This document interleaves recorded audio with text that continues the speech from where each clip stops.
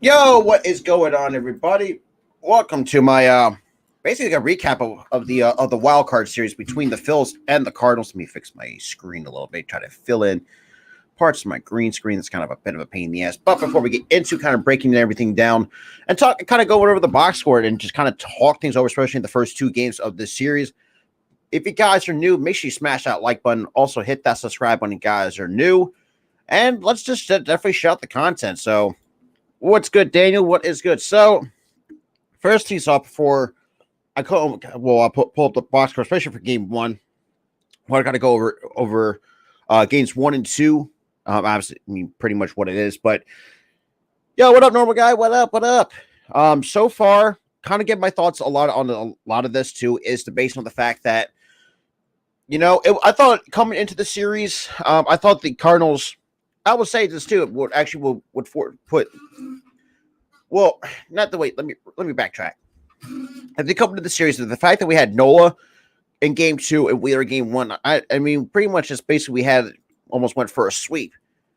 That was kind of like the mindset that most of us Phillies fans were thinking, because I mean, Nola had pitched pretty well with us. So has Wheeler, has been a complete workhorse. But yeah, it's like this series like, and for those who are not, Phillies or Cardinals fans, this is like kind of, I would not say it's like, a rematch in the making, but in a way it has been, just because 11 years ago, on October the 7th, was the last time that the Cardinals eliminated my Phillies from the postseason.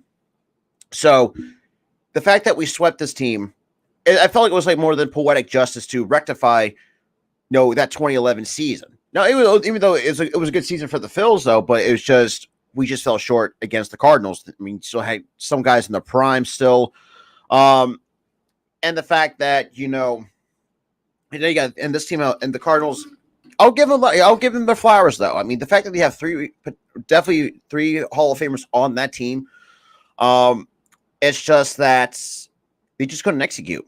I mean, the fact that I've seen some Cardinals fans kind of say is Marvel's.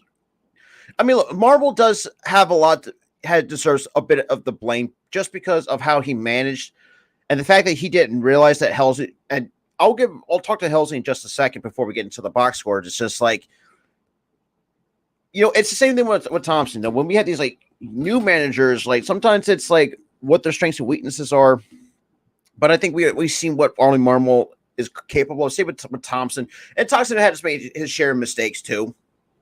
Like in game one, like we pretty much, when we pulled Wheeler, let's be real, should have let him go and finish that inning, and then bring in Alvarado for the eighth, and this game could have been scoreless. But game one, which will bring up the box score for game one. Let me kind of zoom this in, see if you guys can see. Let's just see if that works. Okay. So obviously the Phillies won by this final score 6-3. But so far, it's been like from the first inning to the sixth, it's been nothing but shutout baseball on both sides. It was just been good pitching. And then obviously you'll see a little blemish right there in the bottom of the seventh. Obviously, Alvarado gets up a hanging cutter at 94. And I'm gonna give a lot of credit to Juan Yepez too, for a rookie playing his first postseason game too, which is also not the most easy thing to do, even though it isn't very nerve-wracking at the same time. But just the fact that, both teams had 10 hits combined, but it's just like, that's like in the ninth inning is where it got very interesting. Obviously Helsley, came into the eighth. Was very shut down, as you can definitely tell by that goose egg here on just right in the bottom, at the top of the eighth. But anyway, our bullpen kind of was shut down as well at the same time. Yeah, what up? But so far, like I said, I mean, the fact that now Hesley had a jam finger, which, let's be real, and I'll blame the Ollie Marble on this one. So I will give Marble the fact that Helsley didn't say that he had a jam finger, but they decides to go with Helsley anyways, and it definitely showed. I mean, with a walk to Harper. Oh, come on now. Come on, damn computer. My apologies. Let me just take this off screen. But like I said, it's just the fact that, Marmol decides to pull a blunder. The fact that, it's just wasn't great. And obviously it did cost the Cardinals, especially in game one, in terms of because the bats were quiet on both ends for most of the game. Even though it just says they both have 5 hits apiece. Yeah, you're not wrong, but now and I'll talk about that in a separate stream tomorrow, breaking down the 5-game series against our division rival, the Atlanta Braves, because the fact that it's just I don't know. Like, I'm kind of nervous going into the division series just because of that, but like I said, I'll talk about more of that tomorrow afternoon at 4. And the fact that this team had 10 hits combined, it was just very good pitching all around. Just because, even though and the Cardinals had their share of mistakes too. Helsley, despite walking the bases loaded and it hits Bohm to bring in that first run. That really changes the complexity of the out, especially in the 9th inning. In term, just basically, if you're gonna have be a good closer, you should be able to at least throw strikes. He has thrown some strikes, especially in that button at the top of the 9th, but just like I said, but that jam finger is what really cost Helsley his control, because the stuff is there. If he's fully healthy, the control stuff and control is there. But they did say he had a jam finger from a couple days ago, but Ollie Marmol decides to go with him. And, a lot of times, that's not a good idea, but who's to say? It just shows to me that Marmol just really never really understood it. But I do feel like, I don't know. It's just like the Phillies are and this is another thing too. I feel like with the Phillies too, especially in game one in that top half of the 9th, is that they lived to the name the Fighting Phils, and they actually did fight, especially in the 9th. And unfortunately, they came away with a lucky victory. It's like it's crazy to say the least. If I'm being truly honest with you, the pitching, like I said, the pitching has been solid on both ends. Wheeler actually did pretty well. David Robertson was pretty good out of the bullpen. Despite that one. Yeah, I remember that. You're not wrong. You are definitely not wrong. But, like I said, I have a separate stream to kind of preview the 5-game division series, which also is a benefit for the Phillies, because we do have 2 playoff home games, which, let's be real, that's gonna be. I know the Citizens Bank is going to be very electric by the Friday and Saturday, the 14th to the 15th, against the Braves. Which, like I said, I'll talk more about that tomorrow afternoon around 4:00. But game one, though, like I said, the Phillies come away with the 6-3, which also came on the fact that it came on 2 costly errors. One by Arenado. We all know that Arenado is a really good defensive third baseman, and just for some reason that second hop kind of fucked with him, and he just completely whiffed on it, and that allowed a couple more runs to score. And the fact that it also it's really just showed it took any errors, especially in the postseason, that's deflating, because the postseason, especially in October. That you want to try to be as perfect as you possibly can. But yeah, it's just I don't know. Even it's the 1 or 2 Donovan at second base. I know that was a weird one to say the least. Should have I will admit that play should have been made if you're a second baseman.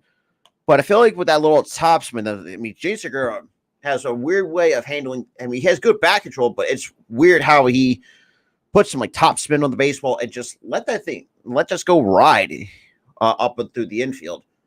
Just because, and we have many guys on this roster that has not played in the postseason game.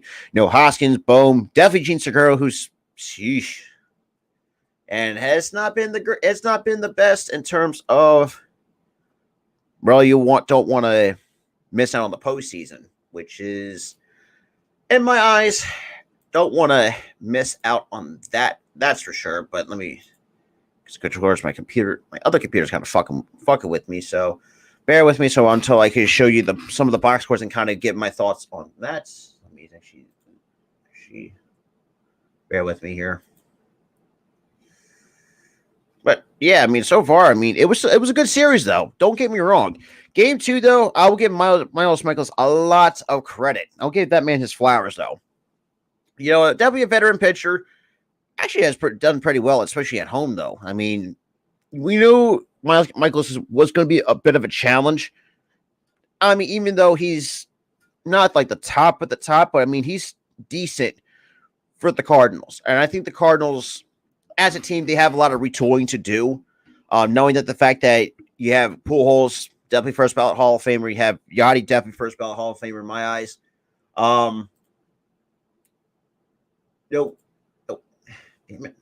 But yeah, you got 2 Hall of Fame potential first ballot Hall of Famers, and then you got maybe you could definitely make the argument for a first ballot in Adam Wainwright, but Wainwright, the fact they never used him was, even though he did struggle, is beyond me. So you had three guys that actually played in the postseason together. Really has not been to turn out as well as people would hope to be. But yeah, so let's bring up the box score. Hopefully my computer doesn't my other laptop doesn't crash again. But shout out to the 3 though. If you guys new, make sure you smash that like button. Welcome everybody to my recap. Not going to be on long. Probably go like at least 20 to 30 minutes, kind of talking games 1 and 2, but kind of going with the box score. Schwarber, really has not done much to help us in the leadoff spot, which has to change going into next year in my eyes. Just because I think he might be a guy could hit probably in the 4 to the 6 part of the lineup. Hoskins went 0 for 5 as well. Wasn't great. Struck out twice. Was left on base 3 times. Same with Schwarber. But Schwarber, despite that, with the 1 RBI though, really has.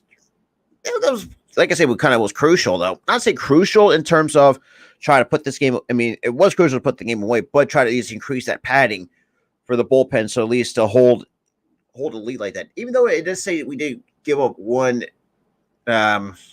garbage time run, but that really didn't mean much. Castellanos, for me, I would sit him in my honest opinion. Even though he had a walking game 1. When we get to game 2, though, I mean, Castellanos is one of those guys I would definitely sit for the throughout the postseason, just because the dude, I don't understand his approach at the plate anymore. I really don't. And yeah, Schwarber will strike out from time to time. Yeah, it's normally what power hitters would do, but I mean, Schwarber at times when he gets a good pitch to handle, a lot of times, I mean, shit. And like I said, this will tie to Bryce Harper in game 2, which I will talk in just about next few minutes or so. Then he had Harper went 0 for 3, but with the run scored, struck out once and also walked, which also that came into the 9th, just because, and also was part of that hit by a pitch. Just because, I mean, especially with Halsey's lack of losing control with that giant finger. And I'll say this too. If you're going to, and this is what I talked about. And this is what I will agree with some Cardinals fans, that Marmol at times, I don't understand his mindset, just because, if you know a guy is hurt, but even though he's your go-to guy and he struggles in the 9th, and like I said, I mean, the fact that we put up 6 in the 9th, because of that, and this is how the Phillies took away game 1. Now, game 2, on the other hand, let me take this off the screen. But yeah, I mean, so far in game 1, though, I thought it was your typical pitcher's duel. I mean, there's really nothing for me. I really couldn't be upset about it, just because, I mean, it's been, how often do we see pitcher's duels nowadays? Especially in this new era of baseball where guys are throwing 95 plus, and it's just, it is what it is. But the Cardinals, though, I'll give them some props. I mean, they got some talent to work with going into next year. But I feel like, losing Molina, definitely pull holes. I mean, look, you got 2 first ballot Hall of Famers right there. You could definitely make the argument for Wainwright as a Hall of Famer. That's for sure. I would in my eyes. I will definitely would say, there's going to be changes should be made, especially with that. And I'm pretty sure the Cardinals, and that's another thing. And one of the Cardinals, I talked to a good Cardinals fan of mine who's a good buddy of mine. He even mentioned this too, that the Cardinals really have not done anything, especially at the trade deadline, which at that point is the most important time of the year for teams to make moves to improve the ball club and go into the postseason. It really never showed. Did it show with the Brewers, who completely fell flat on their faces, who, let's be real, wasn't our one roadblock to clinch that 3rd wild card spot, which, and I said this about this a couple years ago too, before, even though it was just a one and done thing. Like, the wild card for me should be at least be a series. It's like, I feel like the wild card. I mean, finally they implement this, having a 3rd wild card team with the best of 3 series. Dude, I do think it's a better format than the previous format that's lasted for years.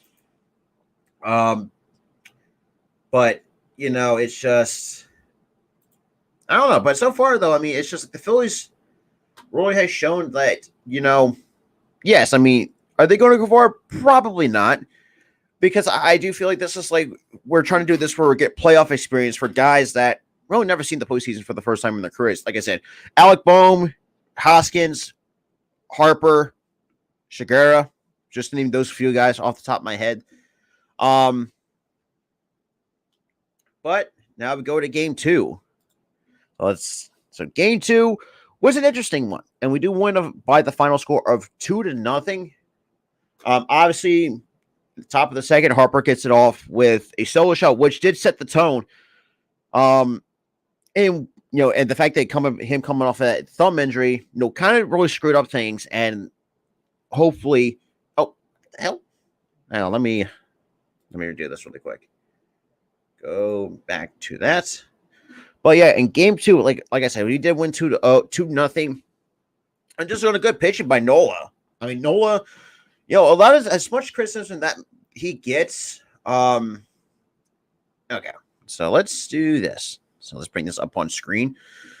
So 2-0 was the final score in game 2, which allowed us to sweep the Cardinals, which ironically, since they kind of did this, and like I said, let's kind of go back to what my original thing, or what I said about the poetic justice. In 2011, October 7th, 2011, the Cardinals swept us in Philadelphia and knocked us out of the playoffs. And that was kind of the start of our drought ever since then. Howard kind of went down after that torn Achilles. Oh, come on, really? What the hell is going on with the... Give me 1 second, guys. Goddamn. Give me 1 second here. But yeah, like I was saying before, while I'm getting some shit fixed at the same time, is that when Howard tore his Achilles, wasn't the same ever since. We knew that it was getting up there in age. Same with Rollins. Part of everybody else from that World Series team was a couple of World Series teams, and it really frustrated the fan base since then. But in 2022, despite a slow start in the regular season, and then let's be real, should have fired Joe Girardi way earlier than we should. The fact in the first 60 games of the year, over 60 games in the year, the fact that we waited this long to hold on to Girardi was a ridiculous idea, to say the least, in my honest opinion. But and the fact that we fired him, I felt like it was a different culture change since with Rob Thompson taking over, and the fact that and Rob Thompson, the fact that he implemented his old school way of type of baseball has worked a lot, especially in the good portion of on that 60 game stretch where there was the fourth bet. We're like 65-46 in the first 70 something games, which was good which best for the fourth in the National League. Obviously, you still had the Yankees, the Mets, and the Dodgers with the top three, but we were still hanging with the top dogs in baseball. And the fact that Rob Thompson has really shown, I think he could be a good manager in this league. Yes, I know he may be old school, but it did really seem to work. It shows to work, especially in this new era of baseball where it's pretty much just strikeouts and home runs. And I do feel like, the Phillies have to get this man a look for the full-time job, because when I looked at him, the coaching candidates, we saw that Don Mattingly stepped away from the Marlins. I really don't think there's any good coaching choices out there. But other than that, I just feel like for me, I think Thompson is going to be the guy to really hopefully lead his team in 2023 and beyond. Because I feel like I said, I feel like he really knows what these guys are capable of, and he's letting these guys play and be themselves, which was one of my key points. If you have not seen the Phillies Talk podcast with me and my buddy Tyler, we did talk about this a couple times where there's a lot of communication going back and forth between the Philly and between the manager and the players, which Castellanos has come out and exposed that against Joe Girardi, and that's what allowed. And Joe Girardi pretty much lost the clubhouse because of that, and it really just didn't really help this team, because especially in the situation that we were in, because we were I think almost 11 and a half out of the division. I think a little bit far out of the wild card.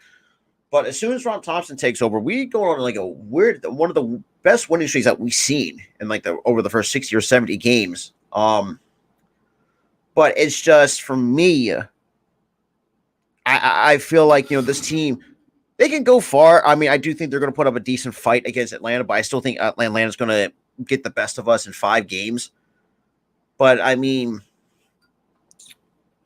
who's to say? I mean, look, the Braves have definitely has been there as a whole different animal when it comes to the postseason. Even the regular season, they're a good team in the regular season. Don't get me wrong, though. I'll give them props, but and we talked about this too. While game 2 kind of loads up before we break up or kind of break that down.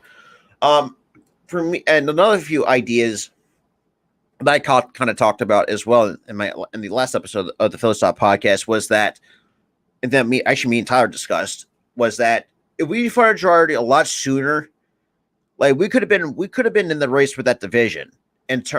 But I mean, we really can't change the past. But I mean, look, we are in the postseason.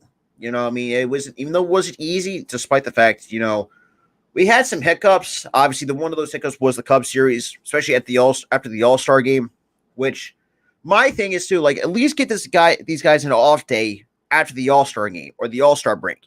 Because let's be real, why would you want to play a series after the All-Star break and you have guys that just don't have, that's besides the point. But shout out to the 5 though, that's here in the building. So we're going to go for breaking down game 2. So obviously the Phillies come out with a 2-0 victory over. Oh, hang on a second. Okay. So let's wait that to load up. But my thing is I think if I'm the MLB, I would definitely would give these guys a little bit of a breathing room before you start playing your next series. And that's what happened. I mean, like I said, the one roadblock was the Chicago Cubs. Now, granted, I'll give them the benefit of the doubt. They played better in the second half rather than what they did in the first half of the year. But looking at the Phillies team in totality, yes, I know we did make some major changes. I mean, definitely getting rid of guys that really shouldn't be here. Made some changes in the front office so far before the season started because of the lockout. But that's besides the point. But now going to game 2. God damn it, this freaking thing will go up. Thank you. So we come out to a 2-0 lead. Obviously, Harper sets the tone in the top of the second with the solo shot. No, for me, I would have liked to see a lot more runs on the board. But the fact we also get a sac fly in the 5th, it's just good pitching from Nola for 7 strong innings. Get out of there. And then 8 and 9, the bullpen just shut it down. And yeah, so that was it. But if you really think about it, Schwarber went 0 for 3 with 2 strikeouts. But that's like I said, that sac fly has come in handy for us, especially in that top of the 5th. Hoskins, ugh. And that's the crazy part too. Even though the Cardinals have 7 hits, and when we wind up with having 4, it's just good pitching that really pulled us through.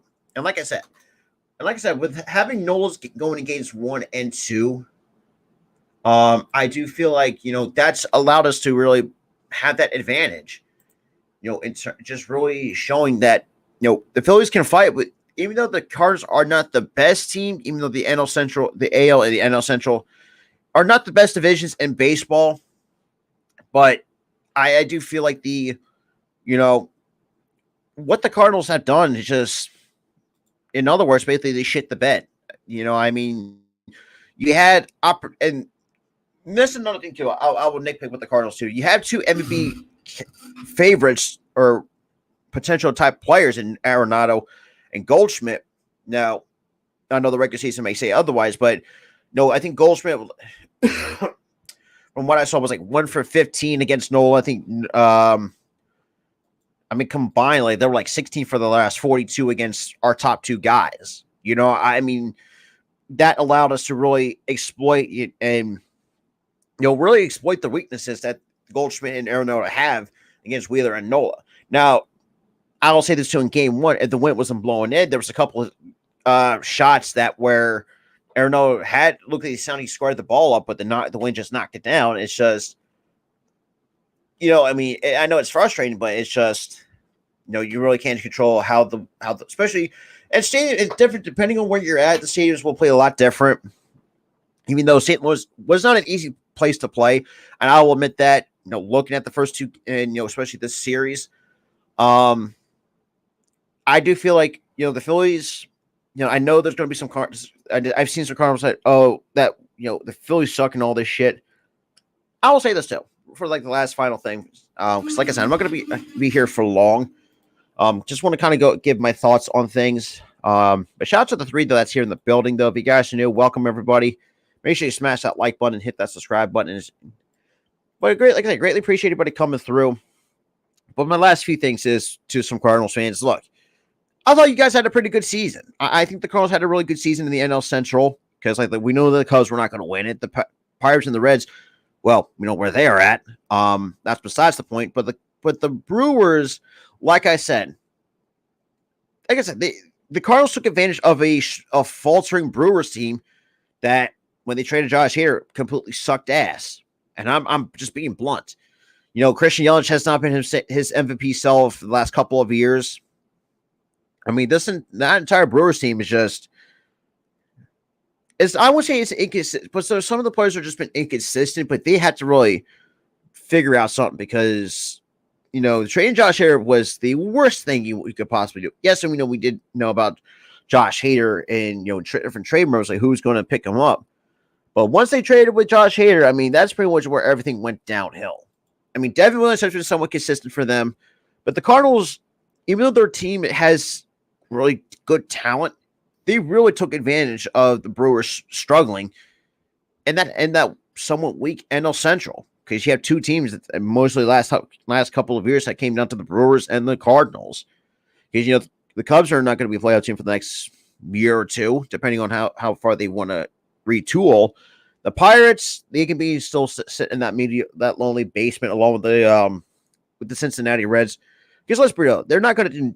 I feel like, well, the Cincinnati Reds, I'm probably going to give them a little bit of a pass, but the fact that they were going to build up on the future, that's where I will say that's going to give them somewhat of a pass. But the way that the Cardinals, or not say the Cardinals, but the Reds, how they started out and finished, oh boy, not the best thing I would see out of a team that, let's be real, who talk about shit in the bed so early, losing the first 18 games of the year. Like, that's mind-boggling in terms of what you want to do with that. But, look, like I said, I'll give the Cardinals a lot of props, though. Even though he did get swept, but Cardinals fans, you have to realize, too, you have three guys. Got three Hall of Fame guys on that team that and that team has 11 World Series. They won you two in 2006 and one in 2006 and 2011, which y'all did. It's ironic that we did the exact same thing, but look, Miles Michaelis is still a good part of that rotation. Jordan Montgomery has been a pretty good, solid starter, even though he has had some of his rough starts here and there. The catcher is going to be very interesting because we don't know who's going to be the long-term catcher is because that's been Yachty for the last 19 years, which is really crazy to think about. Goldschmidt's let's be real, it's been a solid first base since leaving Arizona. Even though he was good with Arizona, but it seems like when he came to St. Louis, he became a whole lot better. Same with Arenado, get out of Colorado because Colorado was not doing anything to help him. But what up, Steve? What up? Cheers, man. But like I said, it's another thing for the Cardinals fans too. It's yes, you got swept, but look at the positives here. Yes, Ollie Marmol may not be the most well-liked guy to lead this team, but I will say this: the Cardinals have good talent. Look, I think Halsey is going to be a superb closer for that team. Because look, like I said, if he's fully healthy, what we've seen in the regular season, that kid's going to be very special, especially in that back end of that bullpen. It's just like they have to build off guys that we have. Knowing that Wainwright's going to be gone very soon because you already have Yachty and Pujols retiring. Must be real. Cardinals all-time greats. But I will say this too. It was still a good series though. I think the pitching for the Cardinals gave us a run for our money. But like I said, Game 1, that finish was kind of wonky. I will admit that. Even though we did fight in the ninth inning, but it's just. The management decisions has not really been the best. But what up, Nate? What up, man? But like I said, kind of go over a few things here. Is that, like I said, the Cardinals, like I said, not the best team that we faced. I think they're probably one of the better teams we are facing in the next round is the Braves, which I will break. Hopefully, I have Tyler on to kind of preview the 5-game series. But yeah, it's just the playoffs is getting very interesting. We've seen Cleveland already. Move on. You see Seattle move on, and Toronto's. I think I will put Toronto with the Blue Jays in the same exact boat with the Cardinals, just because you have all this talent and you completely shit the bed.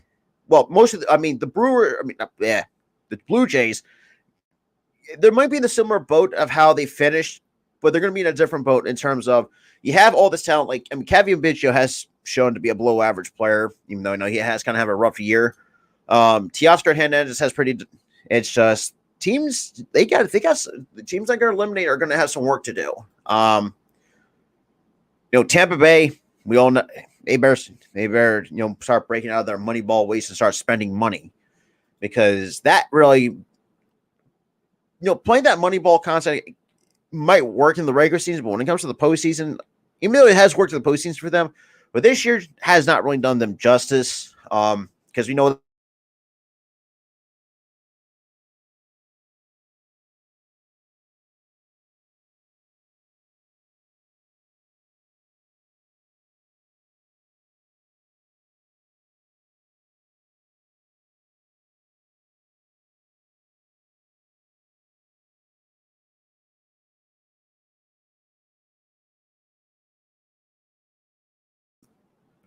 Wow, that was weird.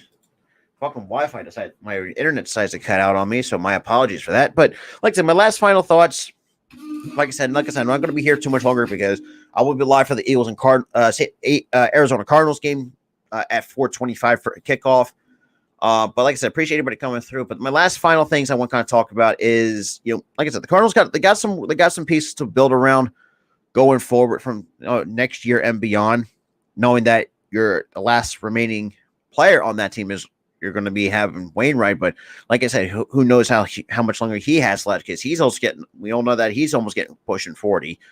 So, yeah, I want to kind of get everybody's thoughts so far. So we're up to this postseason. We've seen that the Mariners clinched or moving on to face Houston.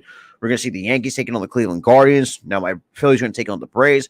Now we're going to have to see what the Mets and Padres game 3. It's going to be very interesting to face the Dodgers in the division series.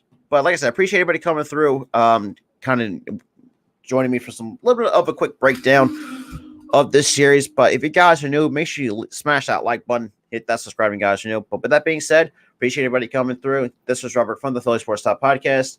I'll see you guys in the next one.